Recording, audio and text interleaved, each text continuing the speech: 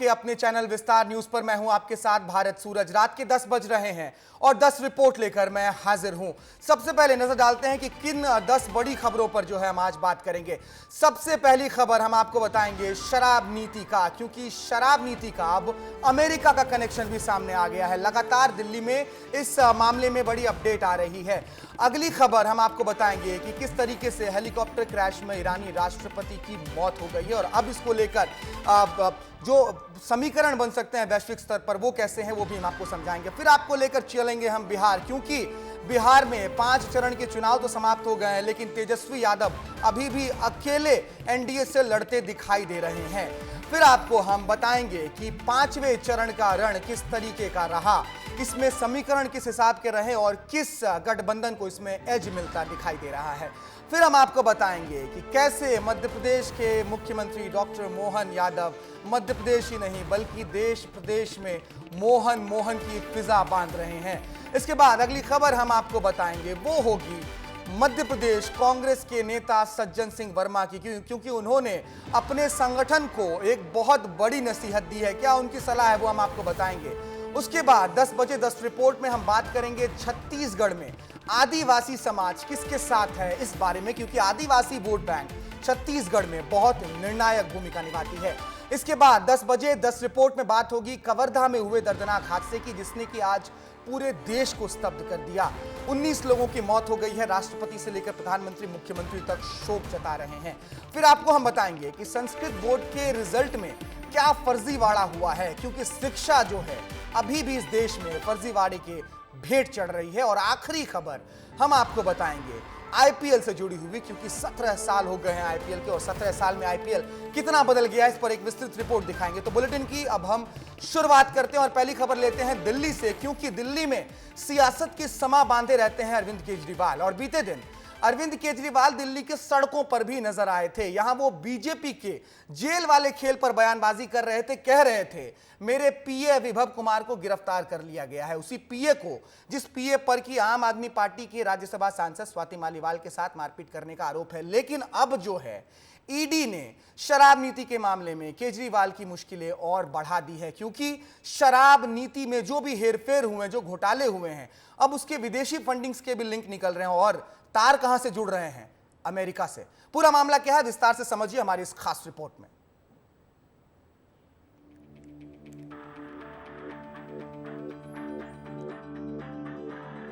एक तरफ केजरीवाल तो दूसरी तरफ मालीवाल। राजनीति के इस रिंग में अब आपकी स्वाति बीजेपी के लिए फायदेमंद साबित हो रही हैं। पहले तो तिहाड़ की कैद ही केजरीवाल के लिए मुश्किलें बढ़ा रही थी, लेकिन जैसे ही राजनीति के इस रण में स्वाति की एंट्री हुई तो अरविंद के लिए अपना ही खेमा रावण का कुल बन गया। अब अरविंद केजरीवाल के केस में एक और नया ट्विस्ट आ गया है। ईडी ने गृह मंत्रालय को एक रिपोर्ट सौंपी है, जिसमें उन्होंने आम आदमी पार्टी पर कई गंभीर आरोप लगाए हैं। इस रिपोर्ट में कहा गया है कि आम आदमी पार्टी को अमेरिका, कनाडा, ऑस्ट्रेलिया, न्यूजीलैंड, सऊदी अरब, संयुक्त अरब अमीरात, कुवैत, ओमान और अन्य देशों के कई दानदाताओं से बहुत ही धनराशि मिली। शराब नीति से जुड़े इस केस में ईडी ने आपके विदेश फंडिंग के बहुत से खुलासे किए हैं। अमेरिका, कनाडा, ऑस्ट्रेलिया, यूएई समेत बहुत से देशों से आई है फंडिंग। 2014 से 2022 के दौरान आपको मिला 7 करोड़ 8 लाख रुपए का विदेशी फंड। फंडिंग करने वालों ने छुपाई है अपनी पहचान। एक ही passport number, credit card, email ID और मोबाइल नंबर का इस्तेमाल किया। ईडी ने अपनी जांच में आप और उसके नेताओं की विदेशी फंडिंग जुटाने में अनियमितताओं के कई मामलों का जिक्र किया है। इसमें पार्टी विधायक दुर्गेश पाठक सहित अन्य लोगों पर 2016 में कनाडा में फंड रेजिंग प्रोग्राम से जुटाए गए पैसों का व्यक्तिगत लाभ के लिए दुरुपयोग करने का आरोप लगा है। इसके अलावा भी आपके बहुत से नेता और विधायकों पर अनियमितता से पैसे जुटाने के आरोप ईडी ने अपनी इस रिपोर्ट में लगाए हैं। ईडी ने अपनी रिपोर्ट में कहा कि आपने बुक ऑफ अकाउंट्स में पैसे देने वालों की पहचान भी छुपाई है। 404 मौकों पर मिला 1 करोड़ 2 लाख रुपए का फंड। 256 बार मिला लगभग 1 करोड़ का फंड। 148 बार आपके खाते में डाले गए 19 लाख रुपए। ईडी ने गृह मंत्रालय को अपनी रिपोर्ट सौंप दी है। जांच से ये पता चला है कि आपने एक संस्था का गठन किया है। आप ओवरसीज इंडिया के साथ साथ अमेरिका, कनाडा, ऑस्ट्रेलिया जैसे देशों से कई वॉलेंटियर भी शामिल थे, जिनका प्राथमिक कार्य आप इंडिया के लिए विदेशी धन जुटाना था। जांच में तो ये भी पता चला है कि इन वॉलेंटियर्स के लिए करोड़ों रुपयों के विदेशी दान का लक्ष्य रखा गया था। साल 2016 में इन वॉलेंटियर्स के लिए 50 करोड़ रुपए टारगेट के रूप में भी तय किए गए थे। ब्यूरो रिपोर्ट, विस्तार न्यूज। तो एक तरफ ईडी है कि उसको आम आदमी पार्टी के संलिप्त इस शराब घोटाला मामले में विदेशी फंड के फंडे के बारे में भी कुछ समझ नहीं आ रहा है, तो दूसरी तरफ अरविंद केजरीवाल हैं कि वो दिल्ली में सियासी डंडों को चलाने से बाज नहीं आ रहे हैं। खैर, अगली खबर ईरान से है, क्योंकि ईरान के राष्ट्रपति इब्राहिम रईसी की प्लेन क्रैश में मौत हो गई। पूरी दुनिया आज रईसी के निधन पर शोक जता रही है। वहीं कुछ सहयोगी देश इस हादसे को दुश्मनों की साजिश भी बता रहे हैं। क्या है पूरा मामला, समझिए इस खास रिपोर्ट में। मौत या साजिश? ईरान के राष्ट्रपति की मौत के बाद क्या होगा? किस पर लग रहा है रईस की मौत का आरोप? मौत के बाद फिर होगा युद्ध। ये वो पहाड़ियां हैं जिनको पार कर ईरान के राष्ट्रपति इब्राहिम रईस कभी नहीं लौटे। उनके हेलीकॉप्टर हादसे से सुरक्षित लौटने की सभी उम्मीदें तब खत्म हो गई जब इस मलबे की तस्वीरें सामने आई। करोड़ों लोगों की आंखों में आंसू थे जब उनको पता चला कि राष्ट्रपति रईस अब उनके बीच नहीं रहे। वो कभी नहीं लौटेंगे अपनी देश की जनता को संबोधित करने, वो कभी नहीं लेंगे देश के कोई फैसले। दरअसल इस हेलीकॉप्टर, नीले और सफेद रंग के हेलीकॉप्टर पर सवार होकर रईस उत्तरी ईरान के पूर्वी अजरबैजान प्रांत से तबरेज शहर जा रहे थे। दोनों जगहों के बीच 50 किलोमीटर का अंतर था, लेकिन ये अंतर खत्म नहीं हुआ और रास्ते में ही रईस का हेलीकॉप्टर क्रैश हो गया। 63 साल के रईस के साथ 9 और लोगों की मौत हो गई। जब हेलीकॉप्टर दुर्घटनाग्रस्त हुआ तो उसमें विदेश मंत्री और एक प्रांतीय गवर्नर भी सवार थे। हालांकि शुरुआती जांच में खराब मौसम ही रईस के हेलीकॉप्टर दुर्घटना का कारण माना जा रहा है, लेकिन षड्यंत्र की थ्योरी भी सामने आने लगी है। बताया जा रहा है कि हादसे के वक्त विजिबिलिटी 50 से भी कम थी। आखिरी वक्त हेलीकॉप्टर हवा में चक्कर लगाता रहा। बाद में टर्की की मदद से एक ड्रोन मंगवाकर इसकी जांच करवाई गई। रेस्क्यू टीम पहुंची तो पूरी तरह से हेलीकॉप्टर जल चुका था। इससे पहले टीवी चैनल ने धार्मिक कार्यक्रम शुरू कर दिया था ताकि रईस के लौटने के लिए प्रार्थना की जा सके, लेकिन जब रईस नहीं लौटे तो माना जा रहा है कि दुनिया भर में विवादों का कारण बन सकता है। दरअसल ईरान के कई देश दुश्मन हैं, जिनमें अमेरिका, ब्रिटेन, सऊदी अरब, इजराइल हैं। इसलिए ईरान के सहयोगी देश ये मान रहे हैं कि इनमें दुश्मन देशों के हाथ भी हो सकते हैं। हालांकि इजराइल की ओर से बयान जारी कर ये कहा गया है कि इसमें उनका कोई हाथ नहीं है, मगर जिस तरह से हादसा हुआ वो कई सारे सवालों को खड़ा करता है। ब्यूरो रिपोर्ट, विस्तार न्यूज। आपको याद होगा कि बीते दिनों ईरान ने इजराइल पर हमला किया था, और अब जब ईरान के राष्ट्रपति की मौत हुई है तो निश्चित तौर पर इसका संदेश जो है वो इजराइल पर जाना तो लाजमी है। लेकिन अब चलिए जरा मेरे साथ बिहार, क्योंकि बिहार में सियासत तूफान पर है। एक तरफ नरेंद्र मोदी दिखाई दे रहे हैं तो दूसरी तरफ तेजस्वी यादव। बिहार में जहां एक तरफ मोदी मैजिक के साथ एनडीए खेमा जोरों शोरों से प्रचार प्रसार में जुटा हुआ है, तो वहीं पूरा का पूरा विपक्ष तेजस्वी यादव के कंधों पर बैठा नजर आता है। यह अलग बात है कि 74 साल के प्रधानमंत्री नरेंद्र मोदी एक बार फिर बिहार पहुंच गए हैं। ये उनका 7वां दौरा है और अभी भी फिट हैं, लोगों से बातचीत कर रहे हैं, जनसभा को संबोधित कर रहे हैं। तो वहीं दूसरी तरफ 34 साल के तेजस्वी की कमर बहुत झुक गई है। क्या हो रहा है बिहार में, समझिए हमारी इस खास रिपोर्ट में। लोकसभा चुनाव के 5वें चरण के मतदान के साथ ही बिहार की 24 सीटों पर भी मतदान पूरा हो गया और छठे चरण का आगाज होते ही प्रधानमंत्री नरेंद्र मोदी भी सोमवार देर शाम बिहार पहुंच गए। दरअसल प्रधानमंत्री नरेंद्र मोदी का लोकसभा चुनावों के बीच बिहार का ये 7वां दौरा है। तो आइए सबसे पहले ये समझ लेते हैं कि अपने 2 दिवसीय दौरे पर बिहार पहुंचे प्रधानमंत्री नरेंद्र मोदी आखिर क्या कुछ करने वाले हैं। प्रधानमंत्री नरेंद्र मोदी सोमवार की देर शाम अपने विशेष विमान से बिहार पहुंचे। एयरपोर्ट से सीधे पीएम मोदी बिहार के दिवंगत पूर्व उप मुख्यमंत्री सुशील मोदी के घर पहुंचे। यहाँ उन्होंने दिवंगत नेता को श्रद्धांजलि अर्पित की, साथ ही परिवारजनों के साथ वक्त भी बिताया। इसके बाद पीएम मोदी सीधे पार्टी कार्यालय के लिए निकल गए, जहां उन्होंने करीब 1 घंटे तक पार्टी के वरिष्ठ नेताओं के साथ चुनावों पर मंथन किया। पीएम मोदी सोमवार की रात बिहार के राजभवन में ही रुकने वाले हैं और फिर मंगलवार को पीएम मोदी मोतिहारी में भाजपा प्रत्याशी संजय जायसवाल और फिर सीवान में जदयू प्रत्याशी विजय लक्ष्मी के पक्ष में जनसभा करेंगे। संदेश बिल्कुल स्पष्ट है कि बिहार में एनडीए का मिशन 40/40 है, लेकिन बिहार में प्रधानमंत्री के इस ताबड़तोड़ दौरे पर विपक्ष लगातार हमलावर है। हाँ तो भाई आए ना, डोनाल्ड ट्रंप को कहने लेके आ रहे हैं, पुतिन को भी बुला लेते हैं, एगो नॉर्थ कोरिया वाले हैं ना किम जोंग को भी बुला ले और दोनों चारों मिलकर के तब भरपूर बिहार में प्रचार करें। गौरतलब है कि बिहार में जहां एक तरफ एनडीए कैंप से लगातार बड़े नेता चुनाव प्रचार कर रहे हैं, तो वहीं पूरा का पूरा विपक्ष तेजस्वी यादव की कमर पर बैठा दिखाई देता है। हम ऐसा इसलिए कह रहे हैं क्योंकि प्रधानमंत्री नरेंद्र मोदी लोकसभा चुनावों के बीच 7वीं बार बिहार के दौरे पर हैं। बिहार में पीएम मोदी अब तक कुल 10 रैलियों को संबोधित कर चुके हैं, तो वहीं एक रोड शो उन्होंने पटना में भी किया है। अमित शाह ने 8 तो राजनाथ सिंह ने बिहार में 5 जनसभाओं को संबोधित किया है। कुल मिलाकर देखें तो एनडीए कैंप से बिहार में अब तक 36 हाई प्रोफाइल जनसभाएं आयोजित की जा चुकी हैं। तो वहीं विपक्ष की तरफ से राहुल गांधी ने बिहार में केवल 1 जनसभा की है। कांग्रेस अध्यक्ष मल्लिकार्जुन खड़गे ने 2 दिन में 4 जनसभाएं की हैं, तो वहीं तेजस्वी यादव अकेले अब तक 100 रैलियों को संबोधित कर चुके हैं। यानी कुल मिलाकर समझे तो बिहार में लोकसभा की पूरी लड़ाई तेजस्वी बनाम मोदी नजर आती है। अब सियासी रण में तेजस्वी का अकेले हुंकार भरना उनकी कोई रणनीति है या फिर मजबूरी, ये तो 4 जून को चुनाव के नतीजे ही तय कर पाएंगे। फिलहाल बिहार की सियासत की तस्वीर तो यही है कि एक 34 साल का राजनेता अपनी कमर में दर्द लेकर पूरे विपक्ष को ढोता नजर आ रहा है। ब्यूरो रिपोर्ट, विस्तार न्यूज। तेजस्वी कह रहे हैं कि अकेले क्यों आ रहे हैं, किम जोंग उन को बुला लीजिए, डोनाल्ड ट्रंप को बुला लीजिए, लेकिन अगर आप तेजस्वी यादव से बिहार में पूछ लीजिएगा कि राहुल गांधी आपके साथ मंच पर कब दिखाई देंगे, तो वो आपको जवाब नहीं दे पाएंगे। खैर, आगे बढ़ते हैं। 5वें चरण का रण पूरा हो गया है। आज 5वें चरण का मतदान समाप्त हो गया और इसी के साथ अमेठी और रायबरेली जैसी सीटों पर भी दिग्गजों का किस्मत ईवीएम में कैद हो गया है।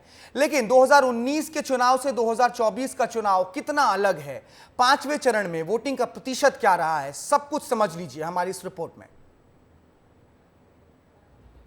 लोकसभा चुनाव 2024 के लिए सिर्फ 2 चरण बाकी हैं। 5वें चरण का मतदान खत्म हो चुका है। इस चरण में 6 राज्यों और 2 केंद्र शासित प्रदेशों की 49 सीटों पर वोटिंग हुई। इन सीटों में 2 हाई प्रोफाइल सीटें भी शामिल थी, अमेठी और रायबरेली, जहां से केंद्रीय मंत्री स्मृति ईरानी और कांग्रेस के पूर्व अध्यक्ष राहुल गांधी चुनाव लड़ रहे हैं। इन दोनों ही सीटों को गांधी परिवार का गढ़ माना जाता है, लेकिन पिछले चुनाव में स्मृति ईरानी ने राहुल गांधी को हराकर अमेठी सीट बीजेपी के खाते में डाल दी थी। इस चरण में स्मृति ईरानी के अलावा मोदी सरकार के मंत्री राजनाथ सिंह सहित 9 केंद्रीय मंत्रियों की साख दांव पर थी। इन 49 सीटों पर वोटिंग के साथ ही अब लोकसभा की कुल 427 सीटों पर मतदान पूरा हो गया है और इन सीटों में से किस राज्य में सबसे ज्यादा वोटिंग हुई और किस राज्य में सबसे कम मतदान हुआ, इस पर भी एक बार नजर डाल लेते हैं। 5वें चरण का रण समाप्त हो गया और 49 सीटों पर 57.72% वोटिंग हुई। सबसे ज्यादा पश्चिम बंगाल में 73.06% रहा मतदान का प्रतिशत, तो वहीं सबसे कम महाराष्ट्र में 49.33% के साथ वोटिंग हुई। इस चरण में बीजेपी 40 सीट पर चुनाव लड़ रही थी, तो कांग्रेस ने 19 सीटों पर अपने उम्मीदवार उतार रखे थे। पिछले चुनाव में इन सीटों पर बीजेपी को 65% सीटें मिली थी। 2019 में इन 49 सीटों में से बीजेपी 32, शिवसेना संयुक्त 9 सीट, टीएमसी को 4 सीट और बीजेपी 2 सीट जीतने में कामयाब रही थी। कांग्रेस सिर्फ रायबरेली सीट ही जीत पाई थी। अब चलिए समझते हैं 2024 का लोकसभा चुनाव 2019 से कैसे अलग है। 5वें चरण में 8 राज्य शामिल हैं, जिसमें 2 केंद्र शासित प्रदेश भी थे। इस बार अलग अलग राज्यों में अलग अलग चुनावी मुकाबले थे। रायबरेली और अमेठी जैसी महत्वपूर्ण सीटों पर वोटिंग के नतीजे देश के भविष्य को तय करने में अहम भूमिका निभा सकते हैं। वहीं बीजेपी के लिए अपनी सीटें बचाए रखने की चुनौती भी है, क्योंकि कई सीटों पर इंडिया गठबंधन का पलड़ा भारी नजर आ रहा है। ब्यूरो रिपोर्ट, विस्तार न्यूज। इसके साथ ही खास बात यह भी है कि लोकसभा चुनाव के 5 चरणों में हर प्रदेश में एक ही आवाज सुनाई दी है, मोहन मोहन मोहन मोहन।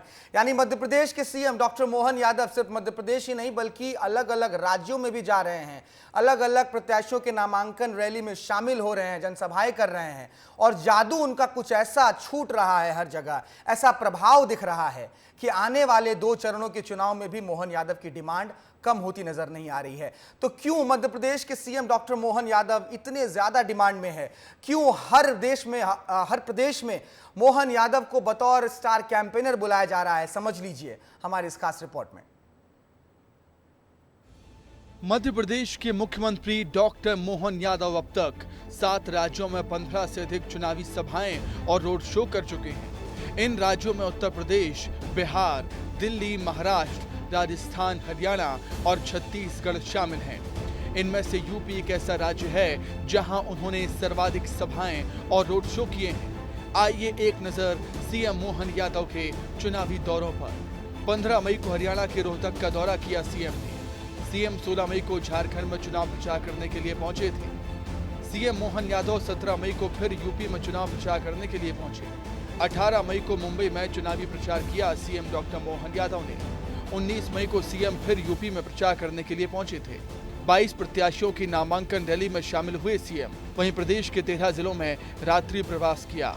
अभी भी मुख्यमंत्री की मांग इस राज्य में खत्म नहीं हुई है, बल्कि 7वें चरण की 27 में से 7 सीटों पर उनकी सभा और रोड शो प्रस्तावित है, जिसको लेकर बीजेपी का कहना है कि मोहन यादव के सीएम बनने से यादव समाज का झुकाव बीजेपी की तरफ बढ़ा है और सीएम मोहन यादव के दौरे से बीजेपी को फायदा होगा। देखिए, मोहन यादव जी ने मुख्यमंत्री के तौर पर जो कार्य किया है उससे अपनी एक विशिष्ट छवि बनाई है और एक ऐसे नेता जो मजबूत निर्णय लेते हैं। ऐसे में देश भर में उनकी लोकप्रियता बढ़ रही है। अधिकांश क्षेत्रों में उन्हें सभाओं के लिए, रोड शो के लिए बुलाया जा रहा है। वहीं सीएम मोहन यादव के चुनावी दौरों को लेकर कांग्रेस उन पर तंज कस रही है। मैं समझता हूं कि ऐसे नेता जो पर्ची वाले मुख्यमंत्री हैं, इनकी मांग कहां हो सकती है? ये तो वो कोशिश कर रहे हैं ध्रुवीकरण की। दरअसल लोकसभा चुनाव में कांग्रेस के साथ ही बीजेपी भी ओबीसी, एसटी, एससी मतदाताओं को लुभाने का प्रयास कर रही है। बीजेपी ने इसके लिए मध्य प्रदेश के मुख्यमंत्री डॉक्टर मोहन यादव को बड़ा चेहरा बनाकर उतारा है। वो लगातार दौरे कर रहे हैं। यूपी और बिहार में यादव एक बड़ा वोट बैंक है, जिस पर पार्टी की नजर है। इन्हें साधने के लिए पार्टी ने प्रदेश से डॉक्टर मोहन यादव को आगे किया। यूपी में 6वें चरण में 15 से अधिक लोकसभा सीटों पर सभाओं के बाद 7वें चरण के लिए भी सीएम डॉक्टर मोहन यादव की मांग आ रही है। अब जरा सियासत के शोर से दूर आपको शिक्षा पर लेकर चलते हैं और बात करते हैं शैक्षणिक व्यवस्थाओं की, क्योंकि हमारे देश में आज भी शिक्षा फर्जीवाड़ों की भेंट चढ़ जाती है। दरअसल 15 मई को संस्कृत विद्या मंडलम की ओर से 10वीं बोर्ड के नतीजे जारी किए गए थे, लेकिन इन नतीजों में कुछ ऐसा निकल कर आया जिसने सभी का ध्यान खींच लिया। ओपन स्कूल के माध्यम से शक्ति जिले के एक गांव में एक महिला ने इस उपलब्धि को हासिल कर लिया है कि वो 74 साल की उम्र में 10वीं के मेरिट लिस्ट में आ गई। पूरा मामला क्या है, समझिए इस खास रिपोर्ट में। 15 मई को संस्कृत विद्या मंडलम ने 10वीं बोर्ड के नतीजे जारी किए थे, लेकिन उन नतीजों के परिणाम में कुछ ऐसा था जिसे देखकर सभी के कान खड़े हो गए। दरअसल इन नतीजों में 43 वर्षीय मजदूर महिला का नाम भी मेरिट लिस्ट में था और इस बात की जानकारी जैसे विस्तार न्यूज की टीम को लगी तो हम भी अपना माइक और कैमरा उठाकर सीधा पहुंच गए रायगढ़ के औरदा गांव। औरदा गांव के दीपांशु संस्कृत विद्यालय पर ताला लगा हुआ था। हमने स्कूल के प्राचार्य से बात करने की कोशिश की तो उनका नंबर बंद आया। सुनने में तो ये भी आया कि इस मामले की चर्चा के बाद से स्कूल के प्राचार्य फरार हैं। अमूमन जो 6वीं से 12वीं तक के बच्चे होते हैं उनकी उम्र 20 साल के भीतर होती है, लेकिन यहाँ 43 साल की एक छात्रा ने 10वीं की कक्षा में मेरिट लिस्ट में स्थान बनाई है। उस स्कूल की तस्वीर आप लोगों को पहले दिखा देता हूँ और दिखाना इसलिए जरूरी है क्योंकि स्कूल पूरे प्रदेश भर में चर्चा का विषय बना हुआ है और स्कूल पर कई प्रकार के सवाल उठाए जा रहे हैं। स्कूल के प्राचार्य हैं, उनसे भी हम लगातार संपर्क करने का प्रयास कर रहे हैं, लेकिन उनका फोन है वो बंद आ रहा है। एक बार उनसे प्रयास करते हैं, देखते हैं बात हो पाती है या नहीं, क्या कुछ जवाब है वो आता है, देखते हैं फोन लगा करके। देखिए जो स्कूल के प्राचार्य हैं उनका फोन है वो बंद आ रहा है। जो मेरिट पर आई छात्रा है मोहनमती, उनसे भी हमने संपर्क करने का प्रयास किया। इसके बाद हमारी टीम मेरिट लिस्ट में आने वाली महिला मोहनमती के गांव पहुंची। मोहनमती गांव में तो नहीं मिली, लेकिन सरपंच से जब पूछा गया तो उन्होंने कहा, हाँ, हमें भी मालूम है, लेकिन मोहनमती फिलहाल गांव में नहीं है। ये मेरे को न्यूज़ के माध्यम से और एक दो जने न्यूज़ वाले भी आए थे, तो इस बारे में मेरे को जानकारी हुआ, तब मैं उनके घर जाकर पता लगाया, तो अभी घर में नहीं है। पड़ताल के दौरान ही ऐसी बातें सामने आई जिसने संस्कृत विद्यालय की गतिविधियों को ही संदेह के घेरे में ला दिया। खरसरिया के औरदा में दीपांशु संस्कृत विद्यालय दशकों से संचालित हो रहा है। जानकारी मिली कि संस्कृत मंडलम से मान्यता लेकर चल रहे इस विद्यालय का नामकरण पूर्व में संचालक दिनेश खूटे के पिता के नाम पर किया गया था, तो बाद में उनके पुत्र के नाम पर हो गया।